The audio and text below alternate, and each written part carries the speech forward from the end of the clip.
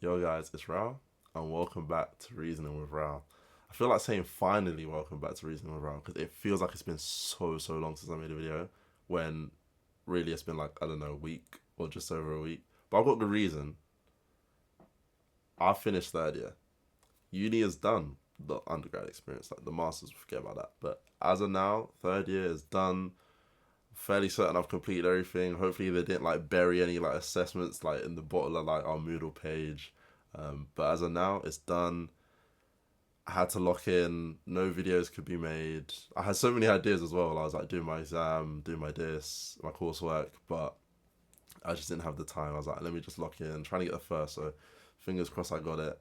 And yeah, so like today's Friday. Last Wednesday my this was due, and then I had exam this Monday, and then my coursework was due.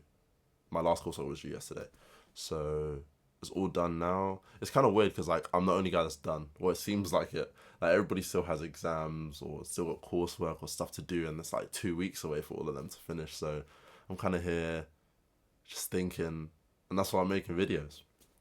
But as the title and the thumbnail, because I'm gonna put like a little thingy of my disc, like a little like screenshot of the cover page of my disc, because this is what I wrote my disc on. We're talking about the ethics of self help. And I'm actually quite excited to talk about this because I think it will be like quite engaging for people because everybody is engaged in self help in some way. Like whether that be watching your David Goggins videos in the morning and doing your 50 push ups, like to get your mind right, whether you're taking your cold showers as like a way to improve like your mental strength, or if you're reading books like Atomic Habits or like the 48 Laws of Power that I had to read when I was writing my desk.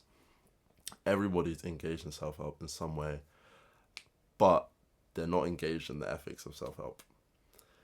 And I think it will be really interesting to know what you guys think or to like hear your guys's reactions or responses to the things I talk about. Because the last video, it was so cool, like getting the feedback from you guys or from some of you guys about like what you thought about emotional intelligence. That was really cool. So I appreciate that, and keep doing it. It'll be fun. So the ethics of self help. Why did I write my diss on it? It was kind of weird. Like I had to think of a diss topic, and I had like a month before the proposal, and I just hadn't thought about it. Like I was just messing around doing like my first semester work, and I just hadn't thought about it at all. And then I had this conversation with my housemate about like hustling and like it was. I think he was going to the gym or something, or he just come back from the library and was like, "Yo, we just got to hustle," and I was like, "Damn!" Like, because at this point I was like hustle culture number one hater. I thought maybe because I was just being lazy, or maybe because I just didn't see the value in it. I was just like, I don't understand this whole like hustling stuff. So I was like, all right, let me investigate a little bit and write a piece on it, write a dissertation on it. It'll be interesting.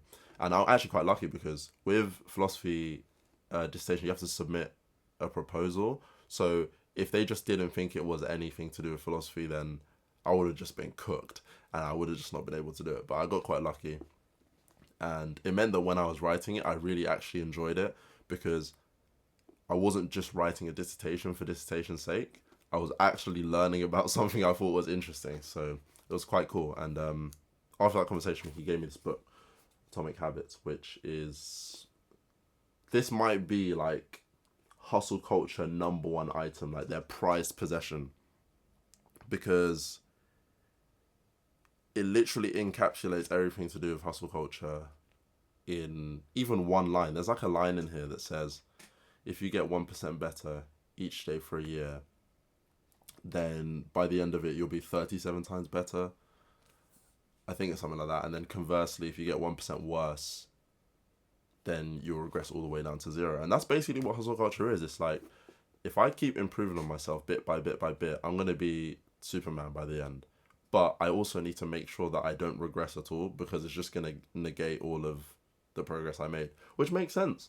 And it's appealing. And that's why so many people love self help, because it makes them feel like they have an objective. It makes them feel like they're getting better at something. And the feeling of getting better at something is so nice. I played, I picked up like baseball as a hobby quite recently, maybe like a year ago or so. And I started playing the video game and I was ass. I was terrible. But now I feel like I've gotten a bit better, And the feeling of getting better each day, like hop on, like do a bit of practice, it was fun, you know. And that's the same thing with self-help. It's like, if you want to get better at lifting weights, if you want to get faster, you want to get stronger, like the feeling of getting a bit better each day is really appealing. And that's why so many people are locked in. It's like self-help is probably like number one cultural phenomenon. Like everybody's at least some way locked in with self-help. So yeah, that's kind of the reason I decided to write on it and why I actually want to make a video, because I actually enjoyed writing my dissertation. So yeah, that's why. So the important thing that I want to have a conversation with you guys about, or to stress in this video, is like what you guys think of the ethics of self-help. Like when you think of self-help books, or at least when I was researching, I found that a lot of people don't actually think of self-help works in like a moral sense. They don't think of, oh, if I do this thing that the book told me to do, what's going to be for all you business people, the opportunity cost? Like, what am I going to lose out on? What's the moral implications? Like, am I going to have to miss a friend's birthday party to go to the gym? Am I going to have to, I don't know, run past, like move on from a homeless person and not give them £1 because that £1 is going to fuel my dream, my business, my ambition? Because I feel like these works, these books having those moral implications is one thing, but us being able to recognize them is something completely different. And like this book, for example, The 48 Law, I'm going to come off as such a nerd. Don't get me wrong, I don't really be reading books like that. But I had to for this. So this book, The 48 Laws of Power, was actually, this one was not as good as the other one. This one was kind of, made me feel some kind of way. I thought this was this was definitely more dangerous than the other one. And I'll get into that in a sec. But the first word on the back of this book is amoral.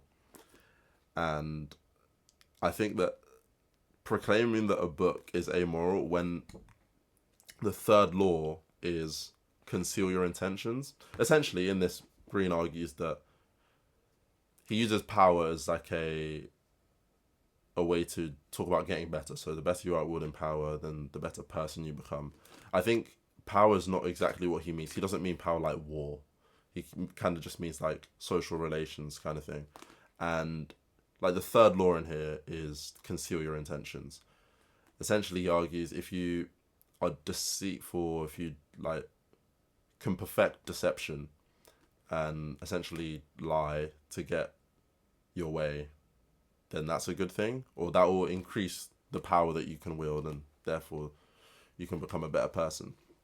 And when I read that, I was a bit like, for a book that says is amoral, that seems quite moral. That seems quite troubling. Like, you're asking me to lie or conceal my intentions to even your friend. I think one of the laws in here is like, don't trust your friends, which is, you know, again, something that seems quite morally inclined or seems to have some moral implications. But I think if you ask 90% of people who read this book, if they thought about it in a moral sense, most of them will say no.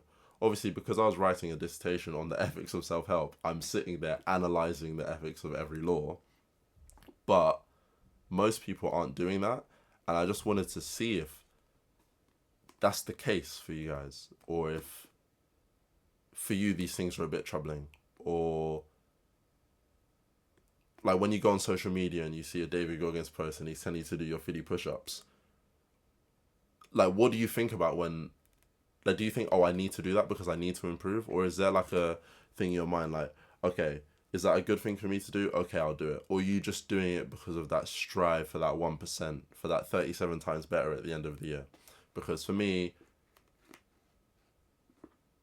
that aspect, that moral aspect, is not really considered by a majority of people. And I kind of want to see what your take was, or what your take is, on the ethics of self-help. And then the final area that I want to touch on that, you know, kind of furthers and contributes to this like view of self-help as amoral is the role that social media plays. And I think it is really important, especially nowadays, to talk about social media because everybody's on social media and a lot of people are getting their self-help kick, their self-help content from social media. I mean, to be honest, I didn't know about these books the books that I read. Like my first initial understanding of them was on social media. And one thing that I have learned throughout my time studying philosophy and studying social media philosophically is that if you go on TikTok, right, there's a limit duration on, like how long a video can be, or on Twitter, there's a character limit. So if you're gonna read a summary of Atomic Habits or the 48 Laws of Power on social media, which most people do, because most people get their information from social media, you're not gonna have a full grasp, if that makes sense, of what the theory is or what the argument is. You're going to get this super condensed, really sloganized and simplified like form of information. It's like I think there was a big deal with this with like when Andrew Tate was, going around and he was, just owning the internet, where you'd see these 15-second clips of things that he said, and then somebody would be like, yeah, but that's not what he meant. There's this 1 hour video that says blah, blah, blah. And there's this one really good video. I think I'll probably just link it because I don't know what the copyright stuff is like. I don't want to get killed. There's this video where this guy talks about utilitarianism, which obviously resonated with me as a philosophy student, and said, I'm controlling this thought experiment that I'm about to do.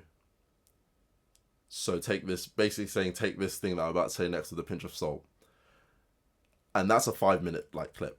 He explains that for 5 minutes. But I saw the video on Instagram, the 30-second version, which just cut everything out. That first 4.5 minutes, where he says, right, this is how I'm going to control this experiment. These are the things that I'm going to leave out. Take this with a pinch of salt. And then the 30-second Instagram clip just doesn't have any of that. So for all the people that saw on Instagram, which was like 4 times as many, which is just insane anyway. For all of the people that saw on Instagram, they see like this super condensed version of it, but to them it's still like, oh yeah, well, I know what he was talking about. And that's essentially what happens with self-help books. At least that's what I found that happens with self-help books, is like you'll get this blurb, right, for the 48 Laws of Power, which says amoral, cunning, ruthless, and instructive, right? If power is your ultimate goal, this is the book you need. And that'll be this whole book, which is like 500 pages, something like that, is condensed into 15 seconds and only promotes the bits of it that are appealing to people, because obviously that's what's going to get you views or going to get you likes and engagements. And then someone will be like, oh, well, self-help is great. This book is great.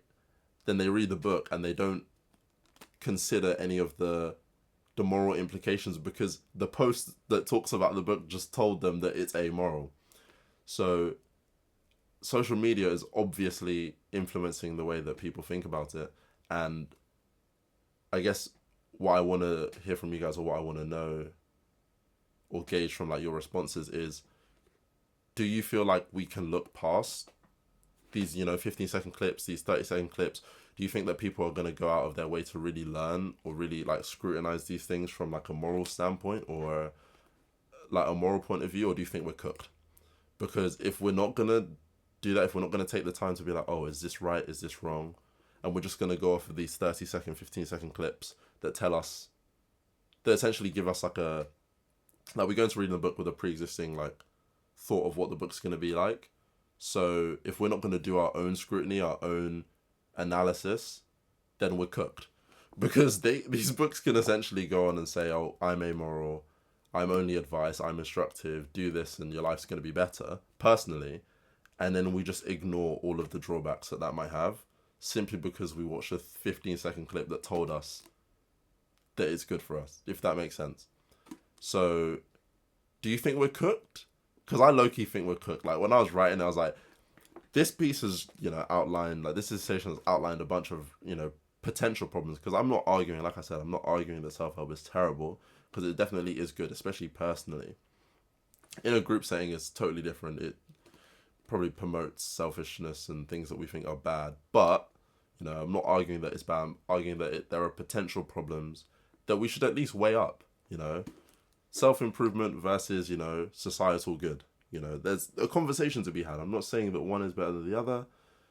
Obviously, you could probably tell from the way that I'm speaking which one I think is better. But at least there's like a discussion to be had. And if any of you are on this side where you feel like the self-improvement side is, you know, much better. Like, I should work on myself. I should, you know, make more money. I should promote my business more than I worry about this person or going to this person's party or replying to this person's message if it's taken away from my personal time. I just want to know if you guys think, if you also share the belief that there's at least a discussion to be had. Because when I was writing, like I said, like, I feel like I outlined a lot of things that are quite important, but I feel like if I gave this to an 18-year-old who's just like locked into David Goggins' mindset, they don't care. Like, they're not doing the analysis, they're not doing the thorough scrutiny of if what he's telling them is good.